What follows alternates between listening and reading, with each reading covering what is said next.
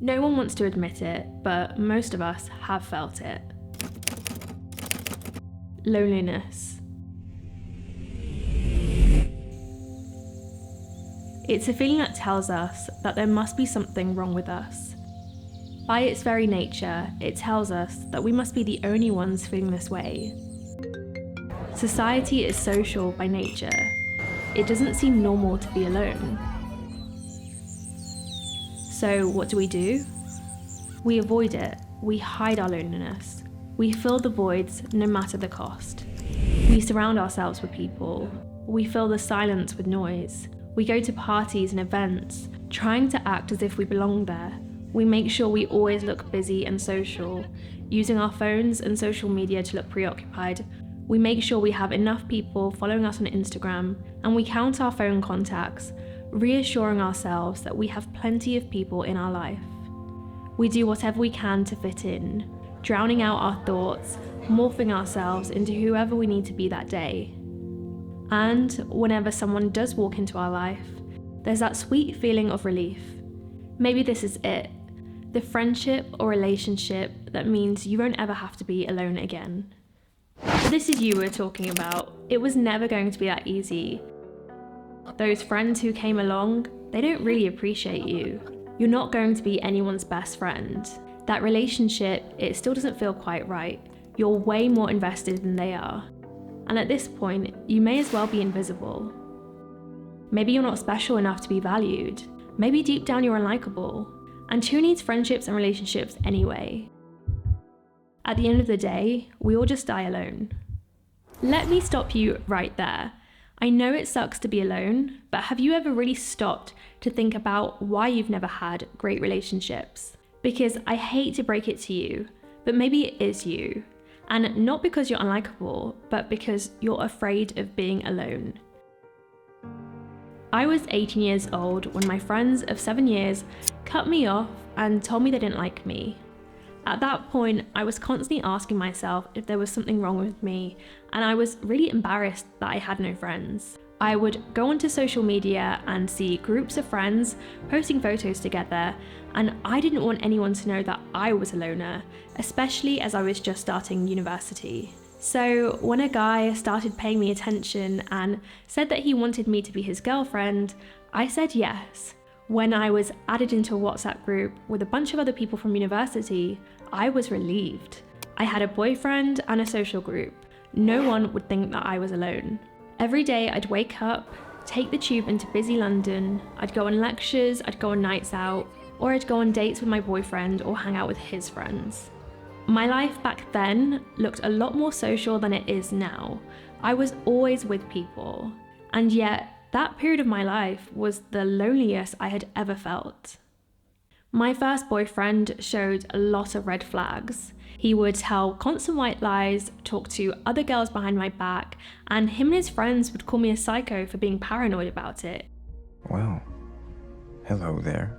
Even though there was more going on with him and another girl. Why would he do this? I mean, what's wrong with me? But I pushed it all aside because it was just so nice to have someone. The friendship group I was in was with people I barely knew, but I didn't care because I had people I could go out with, I had people I could message, and it made me feel normal, but it didn't make me feel good. I was surrounded by people who, deep down, I knew they didn't really care for me, they didn't even really know me, the real me, and the life I was living just wasn't aligned with who I was. Now, I know these sound like sob stories, and maybe you're thinking how unlucky I was to have found a shitty boyfriend and friends who weren't really right for me right after being cut off by my school friends. And at the time, that's what I thought too. I thought I was unlikable. But now I realize it wasn't bad luck. These aren't sob stories, these were signs and choices. Because if I was the person that I am now, back then, my relationship with that guy wouldn't have lasted more than a day. In fact, that relationship wouldn't have even started.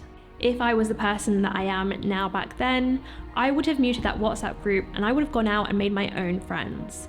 But I wasn't the person I am now back then. Back then, I was afraid of being alone. My fear of being alone came from the trauma of being excluded from my friendship group, and it dictated how I was with any new friendships or relationships. I don't know where yours comes from.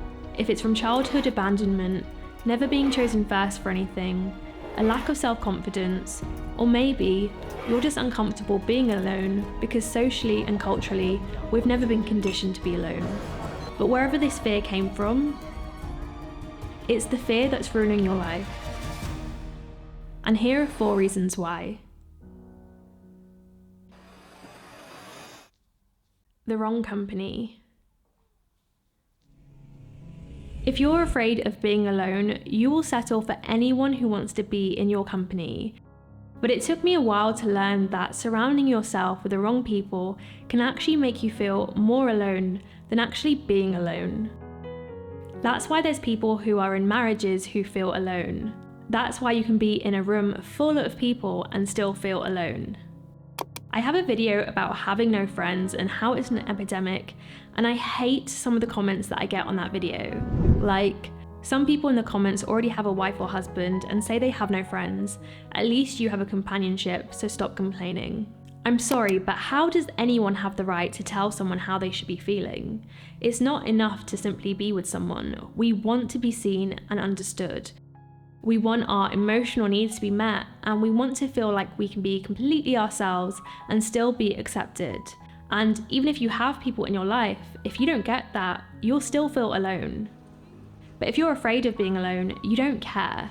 You stay in that unhappy marriage, you allow yourself to get drained by toxic friendship groups, and you choose to be surrounded by people who, deep down, you know aren't good for you. Your life from the outside will always look social, but on the inside, you will always feel alone.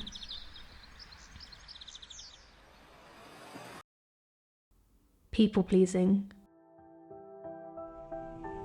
Have you ever noticed that the people who have the best friendships always seem to be the people who can make new friends as well? They don't even seem to be trying, they just seem to attract people into their life and they're loved. But you, on the other hand, you make a lot of effort. You try really hard and you always put others first, but you've never truly felt valued. This isn't a coincidence. This is the difference between people who aren't afraid of being alone and people who are afraid of being alone. When you're afraid of being alone, you put other people's needs before your own. You don't stand up for yourself. You put pressure on yourself to be a certain way, trying to fit in and get people to like you.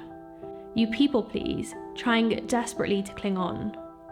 But you'll never get what you're looking for. You'll never get chosen as the best friend or the partner or the favourite.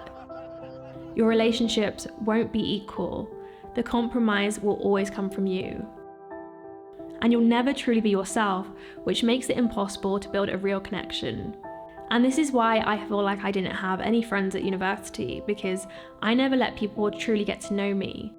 That connection, the one in which you feel truly valued, can only come if it isn't built out of fear. Attached. I think to be secure in a relationship or friendship, you have to depend on them, let them depend on you, but also have the resilience to depend on yourself.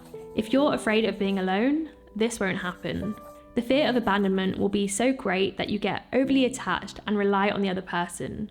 It becomes more difficult to be independent and stand on your own 2 feet. So you're less likely to travel alone, go to the cinema alone, or walk into a party on your own. You might get so used to someone else doing all of the talking in social situations that you lose your voice and you need them there just to socialise for you. You might become so uncomfortable just walking on your own that you have to pull your phone out just so that you look more preoccupied. This is comfortable and easy. It means you no longer have to try. But it's also not a good thing. It means you never adventure outside of the life you have now. You become stuck with everything you've settled for. Losing yourself. I think most of us would struggle to figure out who we really are deep down. We don't know how many of our beliefs are inherited from society, our childhood, or social media. We're constantly filled with the noise of other people. We rarely get the time to understand ourselves. And because society is so social, we often see ourselves in relation to how other people see us. But this is magnified tenfold when you're afraid to be alone, because you're actively looking for ways to fit in. You can't let yourself be alone in silence with your own thoughts. You need everyone else's. And the outside world does affect any thoughts you do have. What should I wear? What should I say? What will they think of me? And you don't love yourself because you think no one loves you, so you try to change. It gets hard to see yourself because you're looking for the version of yourself that will be liked, the version of yourself that will be less alone. Eventually, it might feel like you're living someone else's life altogether, and you might not even like that life. The worst loneliness is to not be comfortable with yourself.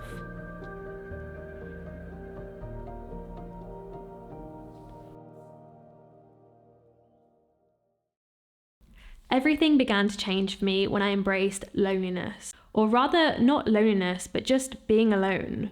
When I lived on my own, when I stopped feeling pressured to hang out with people after work or post on social media, and when I stopped being afraid of other people thinking that I was alone.